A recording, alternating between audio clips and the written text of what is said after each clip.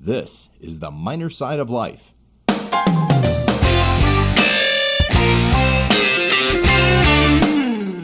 And now, Rob Sternberg. Thank you, Pete, and we are so glad you're with us here on the minor side of life. This is where we talk candidly about the business and promotional aspects of minor league sports. Each episode, you'll hear from a different guest who's either worked in a minor league office or played or performs on the minor league stage. We talk about how they got started, what they've learned, and some opinions and personal stories along the way. If you've worked in minor league sports or wanted to know what it's like, then this is the show for you. For me, from the Texas League and the Eastern League to the PCL, now the International League, I'll bring almost a decade of minor league baseball stories and experience to the table, and very much looking forward to sharing them with you. We've got a lot of exciting content coming up here on the minor side that we'll get into toward the end of the episode here, so please make sure to like, follow, and subscribe to the show pages at The Minor Side on Facebook, Twitter, Instagram, and wherever you are listening to this podcast. And if you're listening to this as it is originally released, we thank you so much for your support. We also thank Promotional Adventures for presenting this episode of The Minor Side, especially with the minor league baseball offseason just getting underway here.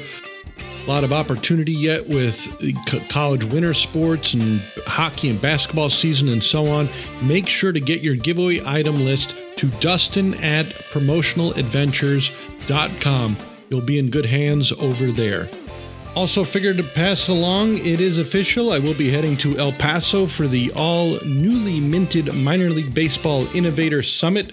So looking forward to the week of September 23rd. Looking forward to, of course, the presentations and hopefully seeing some old faces and meeting some new ones as well. Should be a good time in El Paso. Not sure if it'll end up in Tijuana, but who knows? We can only try, I guess. This show is also part of a two-part release, along with an episode where I talk about how I first got started in the industry from my first trip to the Winter Meetings job fair in Vegas in 2008, to starting a career in production and then finally landing an internship in Northwest Arkansas with the Naturals. We'll carry it right up until my first season in Binghamton, my first and only season in Binghamton. And that's, of course, where I met Connor Gates. And we're definitely looking forward to having Connor on. Connor Gates is somebody that if I honestly had to assemble a staff, he'd be among my first calls. He's talented in a lot of ways. And the best I could tell, he's one of those people who is not only dedicated, but would just do anything in order to work in sports and really perform. And Connor, in some regard, had a storybook start to his career growing up in Binghamton as a 9 or 10-year-old. The New York Mets purchased their AA affiliate in somewhat of a convoluted scenario and moved to the brand new NYSEG Stadium. Now, one thing that we'll kind of cover here is that to talk about Connor in a lot of ways is to talk about the history of the Binghamton Mets. As he was just about a third grader, Connor wanted to be a bat boy. He'd have to wait until he at least got working papers to do that. And when he did, you goddamn better believe Connor became the bat boy. Beyond that, though, he was a clubby, an assistant groundskeeper, and finally hired full-time in 2007. So dream come true, right? Well, now you got to go do it. And Connor continued to be a jack of all trades, first working in community relations and then promotions. I first met Connor when he was just promoted to director of community relations, but he was also running the game night operation from a promotional standpoint, the on-field stuff. It was my first year as a full-timer in baseball. I just spent just a year in Binghamton, and Connor was there for another 4 years, I believe. How and why it ended, I'm sure we'll cover. He was out of the industry full-time, at least, for a cup of coffee, as they say. And just when you thought he was out of minor league sports, he's back in, and I was so happy to see that Connor returned to the industry and is now running the game night presentation for the Binghamton Devils, or the AHL affiliate of, yes, the New Jersey Devils. So we have a lot to compare notes on and a lot to talk about. Connor is actually the first former coworker to officially be on the minor side. And Connor, it's good to talk to you. It's been a long time. It has been a long time, and I've got to admit, if I ever have to go on another job interview, I'm just going to play the first 2.5 minutes because you pretty much just hit my full resume. That was pretty awesome. Well, hopefully it won't be for a bit, but definitely appreciate the comments. Either way, you've now got a full season of AHL hockey under your belt, headed into your second right now. I've obviously, and many of our listeners have only worked in minor league baseball. You actually spent a lifetime on the baseball end. But what's interesting is that I'd venture to say that when most people leave the business, they're out. Some obviously have bad attitudes and are likely, I'm never going back to that shit. But you didn't. You didn't have a great departure from the industry the first time, and yet you're back at it. To that, I want to sort of compare baseball versus hockey, and I know there's less games and that sort of stuff, obviously, but to start from a game presentation standpoint, what is interesting to me is in baseball is the fact that there's so many games and so many breaks within that you have a lot of inventory. If you miss something, not that I ever would, you know that. Of course not. I remember working with you. It was flawless every time. You're too kind, but really, in regards to hockey and baseball, let's get right into it. In hockey, you have so many minutes to fill. Where in baseball you're going to have 17 or so breaks. Talk about that and what's your approach? I'd say there's almost a little less leeway with hockey. Baseball, I feel like you have a little more. You do have a little more time to be able to sell a promo as opposed to. There's 3 whistle breaks each period in hockey as opposed to, 18 opportunities in a baseball game. Do a promo, put something fun up on the board, do something fun on the field. So I'd say that's one of the big parts right there. Spoken like a true promo slinger there, I guess. I like it. And I'll be honest with you, Connor, in prepping for this, I found something that sort of shocked me, and I'm sure we'll get into the dynamics of the office in Binghamton where we work together a little later on. But to be honest, I thought you were in a promotions and game presentation role, which of course you are now. But I thought that while you may not have had that title when you were with the B-Mets, that those were some of your responsibilities in Binghamton. And one thing that worked in that role was that you had a theatrical background, a theater background, and that's what you actually have a degree in. And so much of on-field promotions are sometimes just 90-second theater bits. And so combine that with a knack to create something out of nothing, really put you in a position to contribute in that role. Now, of course, we had to sit through theater night. You had to sit through that. That was my favorite night. I don't care. No, I bet you did. But as it were, you could also sing for real. So where there's instances of, my God, where's the anthem singer? They're not here yet. And I'm sure you booked yourself a couple times as well. But in a pinch, you were there to perform and really to perform it well. I did. And I did. I'm sure, I guarantee there's no record out there, but I bet if you figured it out, I probably hold the NYSEG Stadium record for most anthems. So Reading has Taylor Swift. And NYSEG Stadium has Connor Gates.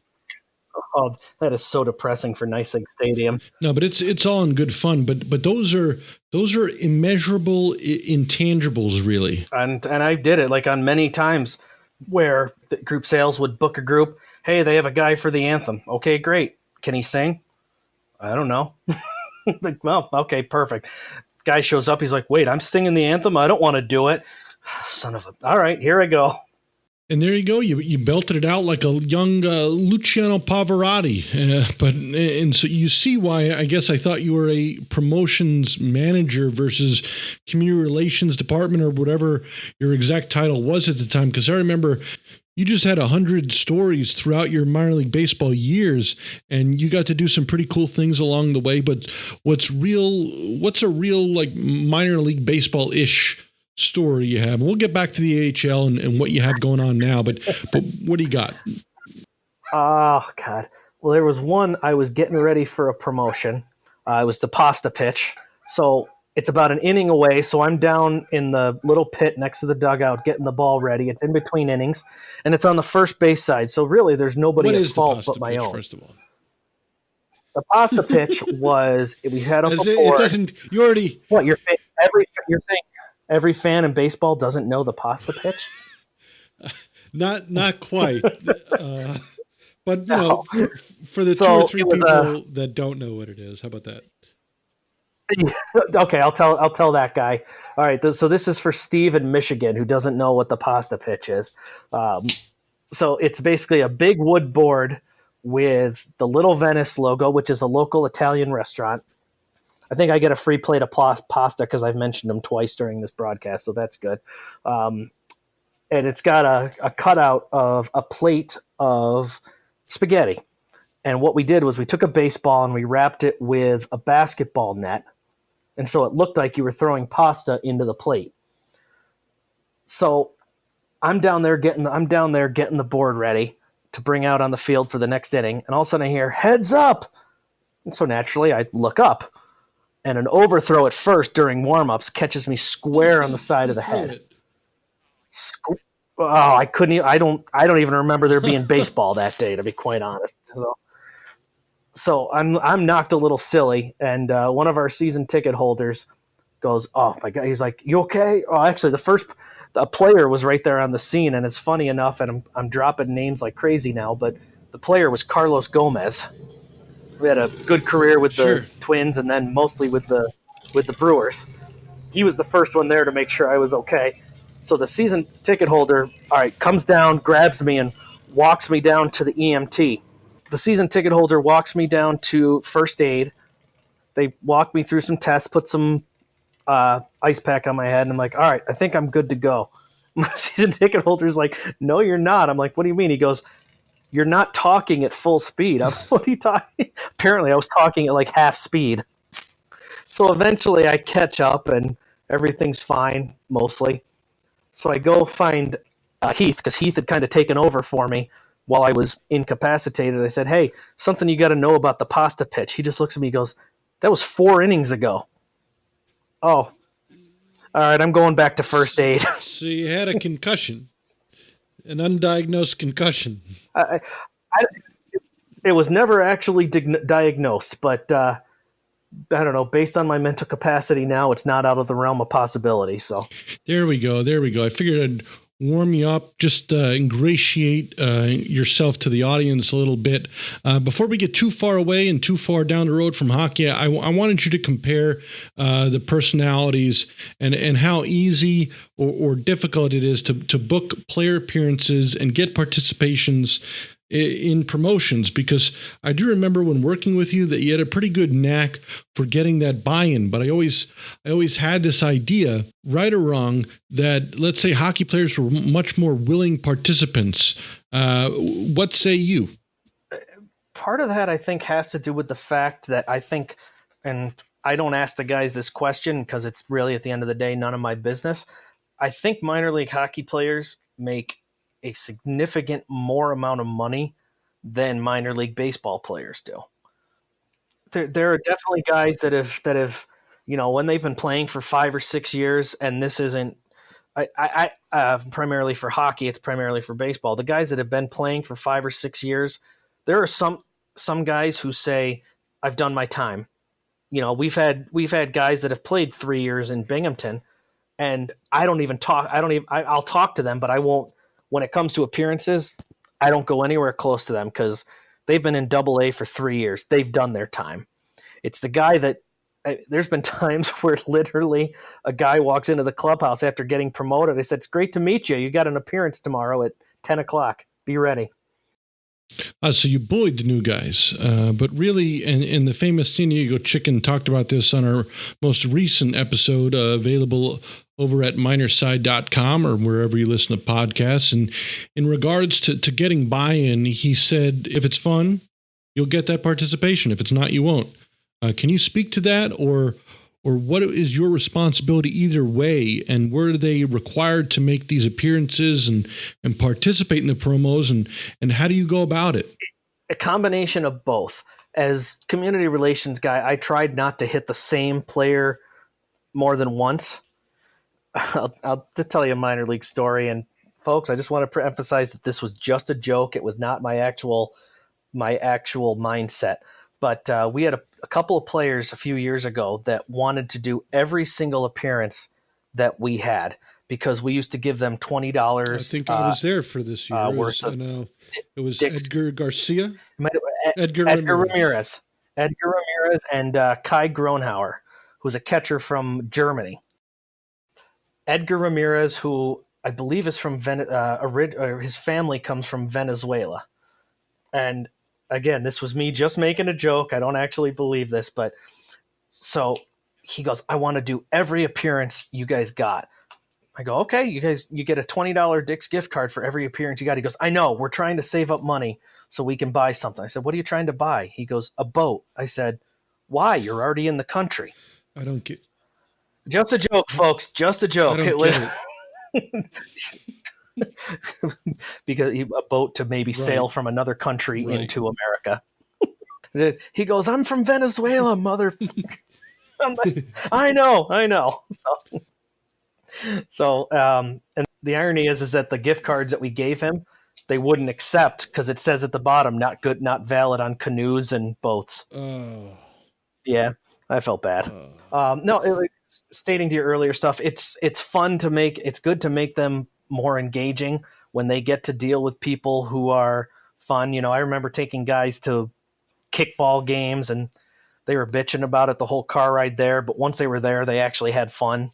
So, and I feel like that's generally the way it goes in baseball, at least maybe in hockey too. But let's kind of rewind a bit and get into your early baseball life and kind of go forward from there. So, in 1992, when the Binghamton Mets franchise first started, you were in grade school, I guess. I was just shy of in '92 when the team started. I was just shy of my 10th birthday. So you were in grade school, and the one thing I always thought about NYSEG Stadium in Binghamton is that, it opened in 1992. So, even being shy, 10th birthday or whatever it may have been, you'd have to imagine that the groundbreaking may have happened probably in 90, maybe 91. And so it was just before Camden Yards opened, which, as we know, changed the literal landscape of what baseball stadiums looked like and their contents. And even at the minor league level, and NYSEG Stadium, and literally a block from downtown. Opening in 1992, it might as well have opened in 1972. It's sort of cookie cutter. Its concourse is dark, not a lot of light coming through, almost dungeon-esque, especially so many years later. But it couldn't have been like that in 1992. What was it like in 1992? Well, it's really funny because I was at opening day 1992.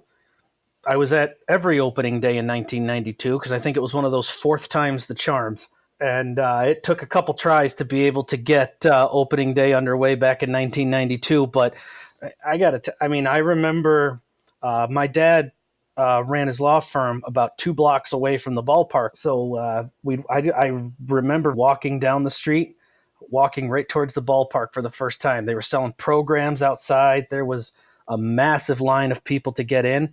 And, and now being older, I understand 100% what you're saying about the cookie cutter and the walking through the dungeon. But man, I got to tell you, when you were a 10-year-old kid going to one of your first minor league baseball games you've ever been to, it was surreal. Sure. And at that, everything is brand new and you're just, sort of bright-eyed and bushy-tailed. So what a great time to be a fan there as you were. And you got to see the Mets, and I guess it was Generation K at the time, Isringhausen, Pulsifer, and Paul Wilson, right? Did I get him? 94 or 95, absolutely. I remember all 3 of those guys came through, and it was actually the same time Jay Payton played as well. And, Isringhausen obviously went on, had a great career as a closer, as a reliever. I wish Pulsifer had a better career because he was, he made history here in Binghamton. And then Paul Wilson ended up finding success towards the end of his career, I think, with Cincinnati. Yes, he did. Only starter out of the bunch, actually, as it turned out. And Pulsifer, what you're talking about there is a no-hitter. And that wasn't even just a no-hitter for Binghamton. It was in the championship round of the playoffs back in '94. Complete game, 9-inning, no-hit shutout against Harrisburg. I want to say it was game 2. Of course, of course. And that team was on its way then to winning a second Eastern League title in just the third year of the franchise. And so perhaps, especially in those days, winning meant a lot more to cities and towns at the minor league level than I would guess it might today. Talk about that a bit, because the perception I got when I was there in the community was that the town was one of those places that does care about winning and losing. Mm-hmm. Well, and that was the first couple of years. Our general manager, R.C. Reutemann, rest in peace. RC was a character, but I will never say a bad word about the man. He hired me to be a bat boy in '98. So, but he was all about baseball. He said, baseball is what this town needs to get people to come to a game. Yeah, we'll do a couple giveaways, we'll do a couple fireworks, but baseball is what this town needs. When I really think the team hit its stride, I want to say it was the 2000 season. Might have been 2001, and that's when general manager Bill Terlecki took over the team, and he came in basically saying, baseball's great, but the baseball people are coming anyway. What are we doing to get the people who don't like baseball? What are we doing to have fun? And man, did I learn a lot from him. He actually recently retired as the general manager of a collegiate woodbat team in Massachusetts. So I credit Bill Terlecki a lot. So let's talk about that, because you were still 5 or 6 years away from working for the team full time. He came in, and I was in my last year of being a bat boy, but I don't know. I just took to him right away. So the next year, when I wasn't a bat boy anymore, he made sure to find me a position with the organization. So that would have been 2002. And he had me work as an assistant in the clubhouse, in the visiting clubhouse. But about 2 weeks into the realized he needed more promo help, so he asked me if I could help out with that. And I said, absolutely. And it was at that point I told him about my theater background, and his eyes lit up. He goes, good, here's a microphone, go. I started helping out as one of the on-field MCs. I always remember one of my first promos. It was the Little Venice pasta pitch. And I had never done it before, and I did pretty good during the contest itself.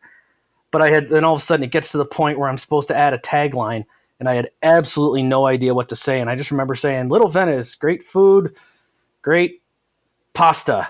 And that was So it. how old were you about this time then? At that point I would have been about 20 years old.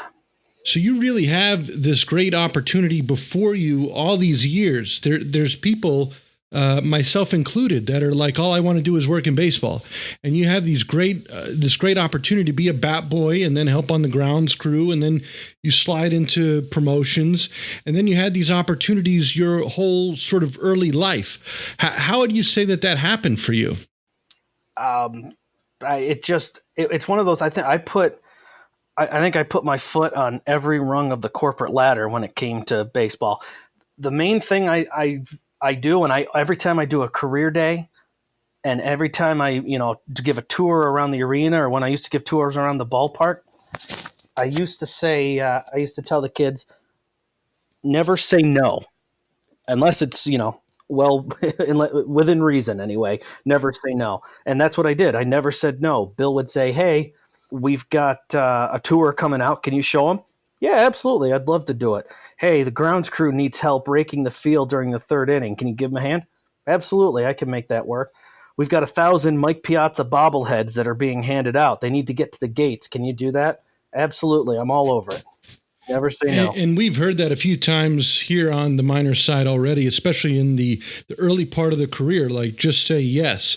But really so much of what we do is about finding ways to say yes throughout our careers. Say yes and good things happen. So definitely a theme as we move along to keep in mind, more or less. And I want to kind of get into sort of the hierarchy of the office, because you talked about 2000 being a turning point as far as an injection of promotional concepts. And like I said, I was only there for just a year, so I only got a glimpse of what I thought was going on and a little of what the future held, and maybe a glimpse into the past as well. So for me, just being there a year, my own perception was when Scotty Brown was the GM, that was sort of the golden age of the organization. And I really don't know if that was right or wrong. You can tell me. But also, that was when you started full time for the team. So walk me through that period. Yeah, Bill was GM for a few years, and then Scotty took over. I always say that if R.C. Reutemann and Bill Terlecki had a kid, it would have been Scott Brown, because Scott Brown he had such a respect and an appreciation for the game, but he had such a respect and an appreciation for the crowd and the entertainment that he never overlooked either one. So I always appreciated that from Scott, and I always took that. So, and I said R.C. Reutemann hired me back in '98. Bill gave me my chance in promos. Scotty's the person who actually hired me full time back. He did it on the last game of the season in 2007. I had a large group of interns that year, and I pretty much ran the promo team As an intern. And you know what? I was, but I wasn't, because it was 2007. I wasn't. I was done with college, but I was. It was one of those. Just, it's the summer. I worked at the ballpark. That was my summer. So What, you'd have been doing it for 10 years? I had been it would have been my 10th season. Yeah, in 2007. 4 as a bat boy, 5 as clubby, grounds crew, promo, basically anything. So they hired me full. I remember, actually, it's kind of funny. I was in a car with Scotty. He said, "Hey, I need you to come." It was Labor Day, and we were going to do a telethon. He goes, "I need you to be the mascot." Like, we've got mascots. They're on staff. He goes, No. I need you to come with me. I need you to be the mascot." All right, Scotty, don't say no. All right, absolutely. We get in the car. We're about half mile up the road. He reaches over, shakes my hand, and says, "Congratulations, we've got a full-time gig for you next year." Oh, I was on cloud 9. Well, belated congratulations. But you're hired full time. Your first title is special events coordinator. But as you'd said, your main deal was to sell groups, and so now it's 2006, and you're on the front line, so to speak. And I mentioned before, I always thought, and right or wrong, that this era was the best the team was doing. But you see the crowds sort of continue to dip, and so now, like I said, you're on the front lines. What did you see happening? Mm-hmm. And it was an uphill battle. I mean, I didn't sell groups for too long. It wasn't my forte, but at the end of the day, for a long stretch there, we did not have very good baseball teams. Like, I think I mentioned the '99 team being one of the worst ever, but you look at some of those years, and it was. I mean, we had I want to say a good 8, 9, 10 years without a playoff team. Like, if we finished 500, we were ecstatic that we did not have a losing season. And you can run as many promos and do as many giveaways and have as many firework shows as you want, and you're going to sell those firework nights. You're going to sell those giveaway nights. You're going to sell the really good promo nights. But what do you do with your Mondays and your Wednesdays and your Thursdays? We offer the occasional drink special, but it ended up being a pretty rough sell there for a while. And so you contribute this to a lack of on-field success, or it also was. I mean, the area. The area did.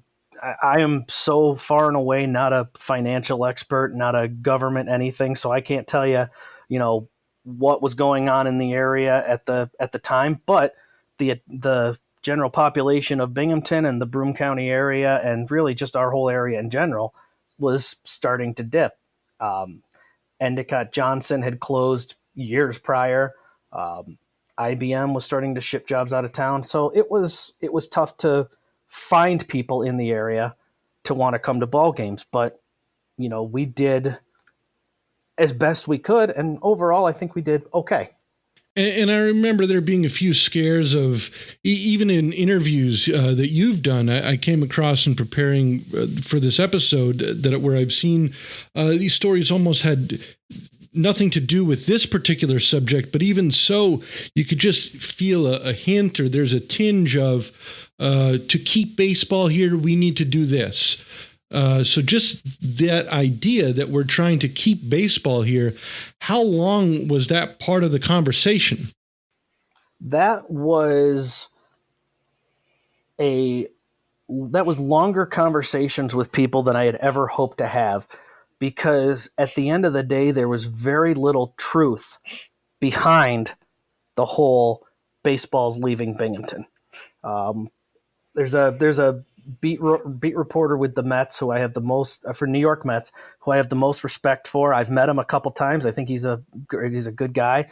But anytime there was the hint of a rumor, and that had to be Adam Rubin, there was a story that he wrote about Binghamton moving to Ottawa, Binghamton moving to Connecticut, Binghamton moving to Long Island. I mean, it was Binghamton was going to be anywhere but Binghamton, and that hurt us for a while too. Well, of course, because people probably imagine in a case like this that, where there's smoke, there's fire. But let's talk about leadership. What were their recommendations? And the GM in some of this time is still Scotty Brown, but his tenure wrapped up in just about 5 years or so. I guess he had the opportunity in Charlotte, where they were about to get a new building, or Myrtle Beach then. Or I think it was Myrtle Beach. I think he went to Myrtle Beach first. And you know what was really weird about that? I don't claim to be a psychic. Just we had a meeting with him scheduled that day, but that morning as I'm getting ready for work, I just had this huge flash, like something's happening today. Like it just hit me randomly. And like I said, I don't claim to believe in or have any kind of psychic abilities. It just kind of hit me. So they passed the reins on to Jim Weed. Yep, and I talk about Jim a little bit in the, let's say, companion episode to this over at minorside.com. It's actually my start in minor league baseball, my first full-time position being with the Binghamton Mets. And so Jim was the GM that hired me, and was there till just about the end of the B Mets, and certainly throughout your tenure there. Can you compare the regimes throughout the years? Advantage of, I'm not going to say there's an advantage in Scotty leaving. There wasn't an advantage. He was a great influence on me. But Jim took over, and suddenly now I'm one of the senior guys in that office. We had a couple guys that were there longer with me. You remember Casey and Heath. They had been there longer than me, but sure. And Casey, just for those of you keeping score at home or wherever you're listening to this, probably the car. We get a lot of car listeners, and I don't know how you would keep score of this, but anyway, Casey was in the box office running tickets for almost a decade or something like that. Well, once Jim was promoted to assistant general manager under Scott, Casey became our box office manager. And Heath became the assistant GM under Jim and ran pretty much marketing and promotions. Both had been there for more than 10 years. I think Heath's intern year was the year before I was hired full-time. I might be off by a year. Well, either way, I guess it's important to mention here that the office we're talking about, at least a full-time staff, this is a double-A team operating as 8 or 9 people. And if Correct. you're a staff of 9 people. There was one year, part of my job was selling advertising during the off season. But I think if you're on a staff of 9 to 10, yeah, I think there was one year with turnover that for a couple months there were 4 of us out selling advertising. The fence signs, the promos, things like that. And I'm sure things like giveaway items as well. And I remember a few of those items. One I still have somehow, even crisscrossing halfway around the country a few times here. One item is this David Wright bobblehead that for some reason is in a pitcher's pose. And the skin pigment, let's just say, is off a bit. And I'm not sure who it actually looks like, but David Wright would not be too high on the list. And let's just say that this certainly was not produced by Dustin and Cindy at Promotional Adventures, because at Promotional Adventures, you give them a description of what you want, send them the pictures and the logos you need, and they will have it all in correct colors and correct logo placements and just the way you exactly want them. I've dealt with Dustin and Cindy in Promotional Adventures a number of times, not just for bobbleheads. They produce all kinds of polyresin items like stadium replicas, gnomes, statues, and more. Of course, it doesn't end there. They've got your mini bats, batting helmets, wearables like jerseys, and so much more. Their entire catalog is online at promotionaladventures.com or right on the front page of minorside.com as well. And this isn't like other ads you may hear. This is the truth. I've worked with Dustin and Cindy and the team that they have assembled at Promotional Adventures, and there's just not another vendor I'd honestly work with for these items. They're straight up, they're honest, and as long as Dustin says they'll hit your deadline, by God, they will. Bid sheet season is coming up for you and your promo folks. Make sure to get in touch with Dustin at promotionaladventures.com for a fair and accurate quote. That's Dustin at promotionaladventures.com. I mean, there's a few promo companies that I use, but since Promotional Adventures is considerably going to be a sponsor, I will only speak to their benefit. Well, I wouldn't steer you wrong, you know that, but let's revisit to drawing up the office there and comparing regimes, because at some point, something had to force ownership's hands a little bit to either continue to do this or cash out, basically. Did you ever think in your time there that the writing was on the wall? There was a point when I did feel things got a little stale, and it was towards the end. And ownership, from what I understand, the ownership group wasn't big into spending new money. Case in point, by the end of the ownership's tenure with the Mets, we were doing 24 fireworks shows a year, and so that means the occasional Wednesday night we're doing fireworks, and we're doing fireworks to 1,200 people. Basically, is what it came down to. So it was around and I kept arguing, saying, okay, let's pretend we're spending $50,000 a year on fireworks. I said, cut it down to $40,000 a year. Stop doing weekend shows. And unfortunately, it never happened. And I'm obviously not speaking ill about anybody. So that's not my goal here. But I knew there was changes that could be made. And when changes weren't being made, that's when I kind of started to get the inkling that, maybe something was up. Weekday fireworks shows, and no, I get what you mean, but I'll tell you what, and I give you a hell of a lot of credit, because even to this day, as we record this, I thought you were the promotions person there, and I know Heath was marketing and doing a lot of the graphic design, but I honestly thought that you were the promotions person. I didn't realize he was doing that, and for the type of budget that was available, we were doing a hell of a lot of shit. We had no budget. Aside from fireworks, we had no budget. And so really, we had all these theme nights at least, and it was just, how can we make something out of nothing and do it almost every night? I joked about theater night earlier, but there was a part of the pregame just for that deal where you'd walk into the building live, delivering an opening number like we were at an award show, and your whole staff was dressed in, I don't know, Phantom of the Opera garb and what have you, and of course, along with the immaculate graphics and videos on the video board. I can't speak for the people whether they enjoyed it or not, to be honest, but they at least knew what we were doing. Another one I loved, and I had a lot of fun shooting with you, was the murder mystery night. We had the video board clues throughout the game, and we had a couple of red herrings in there that were a lot of fun. And I may just put them up on YouTube. Actually, we'll reference them at youtube.com at the minor side at youtube.com. But I did that the next year in Northwest Arkansas, actually, and we had a deal with Nickelodeon, and we did it as Scooby-Doo Mystery Day. Oh, perfect. And we had a mascot go missing, but the same concept, Detective Balfour, the whole deal. I guess ultimately, and I know we'd take a few trips around the area to visit other clubs and see what they were doing. When we went to Reading, and it was like, holy shit, if we could just do something like this, or if we could just do something like this, if we could just do something like this. Tell me about the places you've been around to, and how frustrating was it for you specifically, who in so many ways was charged with running these promos. I've seen games in about half of the Eastern League ballparks. I've been to Scranton. I've been to Syracuse. Believe it or not, I actually very rarely, unless it's a major league game, I always go to a major league game as a fan because if I enjoy the game so much that's what I want to do. I want to sit. I want to have my hot dog. I want to have my beer, and I want to watch a game from time to time.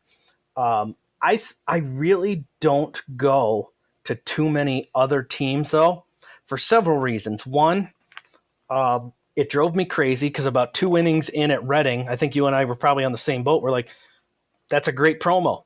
We'd never get to do that in Binghamton because we don't have we're not going to get the money for it. The second reason why I don't go very often is, and I'll admit, it's primarily ego. I don't want to be the person who copies a great promotion. I want to be the person who creates the great promotion. Well, I mean, I could see how maybe you'd want to go against doing something that's, let's just say, a complete ripoff. But there's so many markets and territories that there's not a ton of crossover between so many of the markets. I feel like sometimes as an industry, people sort of get that about who did what first, and they get the quote unquote credit. And while that's great, at the end of the day, the fans don't care that this was done in Albuquerque or Fresno or wherever, that a good idea is a good idea. And I keep telling myself that too. And so, for instance, perhaps what a lot of folks came to hear, a great idea, of course, from Reading, we all know, is the crazy hot dog vendor. And, is parading around in a suit that's made to look like he's riding an ostrich, which, of course, they developed into their branding for a time. Not sure what the deal is there, but they're firing hot dogs into the stands as this crazy hot dog vendor that appears to be riding an ostrich. And let's say, you, Connor, are sitting in the stands one night out there in Reading, and let's just hypothetically say that you said to yourself, what if instead I rode a horse and fired the hot dogs into the stands? Tell me about that hypothetical scenario. First of all, I'll tell you how I came up with the name of Hickory. We've talked about my theater background. I had just directed my old high school's production of The Wizard of Oz. And do you know, not talking about the musical Wicked, do you know what the Scarecrow's name is when he's a farm worker in the opening scene? Is it Hickory? It's Hickory. And I don't think I thought up the name until opening night of that season, the first time we debuted the Hatfield hot dog horse. And so all of a sudden I came up with Hickory, and I'm like, I love it. It fits. I'm going with it. And you did. And you pretty much got the same reaction. Maybe didn't have the marketing and such behind it, but in part, for what it was pretty much the same idea, same conclusions. It's been over 10 years, I think, since I debuted that character, and I still hear people talk about it. Do you know, are they still running the promotion?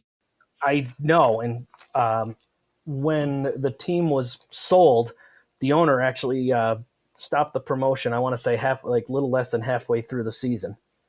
Poor horse. But I guess Hickory's death here, I guess, is as good a point as ever, I guess, to tell me about what that was like. So, as we talked about, you're up with a team for basically your whole adult life.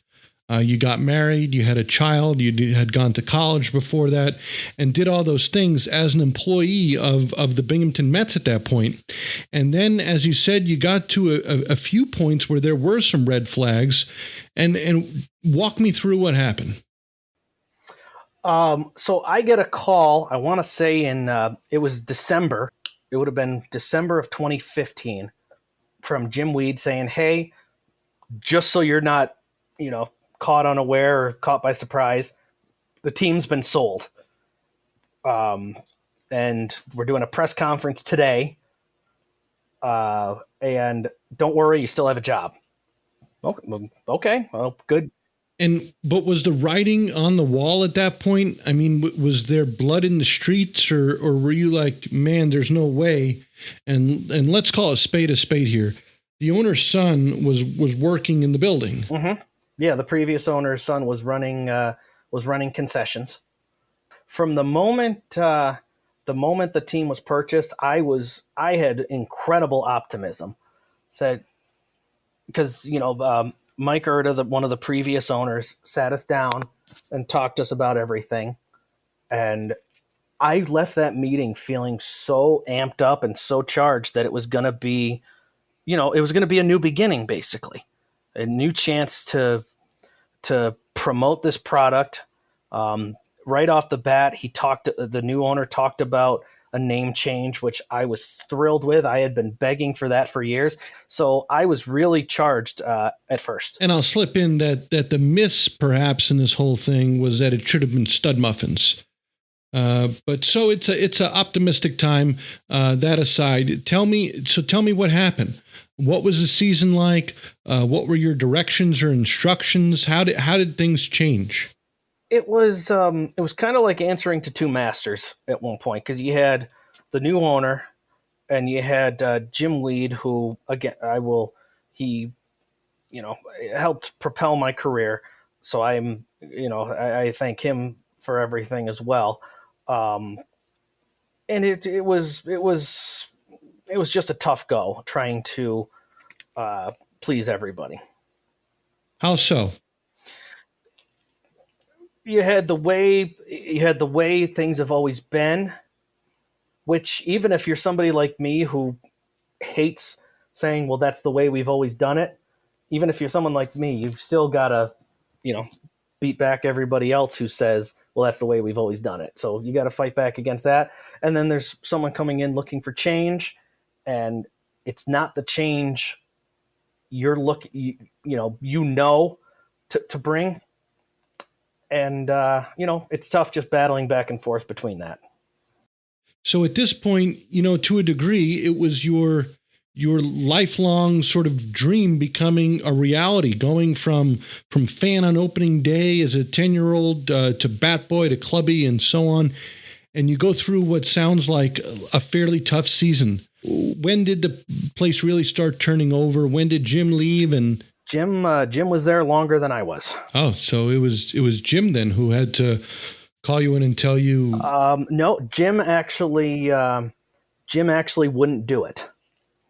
If we're talking about my time running out with the baseball team. Because to me, and when I heard about it, and I forget how and when exactly, but especially on a staff of 8 or 9, like we're talking about, you're someone to me that's just invaluable, that you could wear so many hats and do so many things.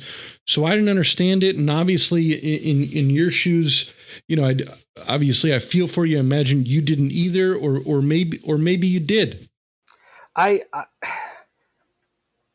remember telling our new video guy, Joe, that the day that the team did let me go, I remember going up to him saying, I got a feeling. I said, I'm either getting promoted or I'm getting fired, and I don't think I'm getting promoted. Less than an hour later, I was in a meeting with the owner, and 20 minutes later, I was out of the building. And so were you guys just not on the same page? Was it just a new head coach wants his own players? You were from the old guard. What was it? Because Jim was still there at this point.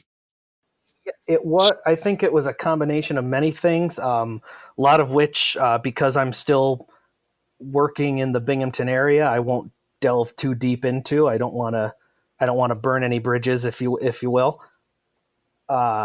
But I have a couple theories about why it happened. But at the end of the day, where I am right now is 10 times better where I think I would be if I were still there. I am very happy with my career now. I'll be honest, Rob. I haven't been to a game since they did the name change, and I've been let go. And again, I have my personal reasons for that. Every now and then I see on the news some changes they make, and I think, man, if that had happened while I was there, I could have had a lot of fun with that. But I've walked away from baseball as an employee. I haven't walked away as a fan. So looking back, and it's funny. I'm not intentionally trying to turn you into cliche here, but you spent literally about a lifetime in minor league baseball to that point. And like I said, I was really thrilled to see you obtain the position that you have now, and even only working with you for the one season, but just from a distance and sometimes even great distances, I was like, that is the exact type of job that you would definitely excel in. But looking back, tell me what the year was like where you were trying to get back on the horse, so to speak, and not Hickory, the other proverbial horse, and figure out what your next moves were, because there may be people listening who have gone through a similar deal, or those who never have, or and one day will. I was hired by the Binghamton Mets when I was 16, and when I was 34, 35, I was told I no longer had a job. So that kind of tells you. And that's what I mean. But tell me about that, because 16 to 30. Think of that time in your own life. Think of when you were 16 in high school, through college, if you had gone to college, and your initial job, to maybe some of the people listening out there aren't 35 yet. But that's a hell of a time in life. To you came of age in that time, grew up rooting for the Mets, and this is your hometown team. You got married in town and had a daughter, did the whole thing. It kills me a lot of times not being at that ballpark, and I still have I've maintained relationships with players that are currently with the Binghamton team. A couple of them actually lived with me at my house for various parts, just to make it easier for them.